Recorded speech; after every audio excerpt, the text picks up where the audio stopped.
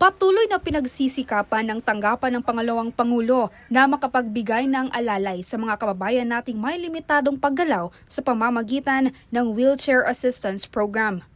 Kamakailan, tinungo ng tanggapan ang lalawigan ng Davao del Norte, partikular ang mga bayan ng Sawata at Sabangan, upang maghatid ng mga wheelchair sa mga mag-aaral ng Special Needs Education o SNED program ng Department of Education sa pamamagitan ng mga mobility assistive devices. Inaasahang mas mapapadali ang pagpasok ng mga mag-aaral sa paaralan, ang kanilang paglahok sa mga gawaing pangskwela at ang pakikipag-ugnayan nila sa kanilang mga guro at kaklase. Bago ang pagbisita sa mga paaralan, nauna nang naghatid ng mga wheelchair ang tanggapan sa mga nangangailangang residente ng bayan ng Santo Tomas.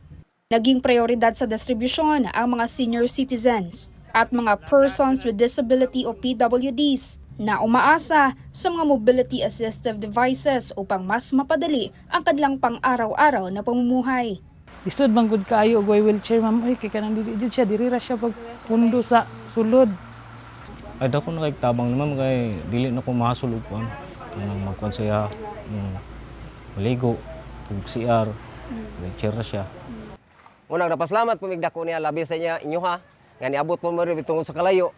Natuman gud niya ang mga pangandoy sa mong kinabuhi nga adunay wheelchair. Base sa datos ng OVP Southern Mindanao Satellite Office, umabot sa 86 na wheelchair ang naipamahagi sa iba't ibang bahagi ng Davao del Norte. Patuloy na pinagsisikapan ng tanggapan sa tulong ng 10 satellite offices na maipalapit sa mga Pilipino ang mga programa at serbisyong tumutugon sa kanilang mga pangangailangan. Mula dito sa Davao del Norte, ako si Maribeth Adlawan, lahat para sa Diyos, bayan at pamilyang Pilipino, Valiente News.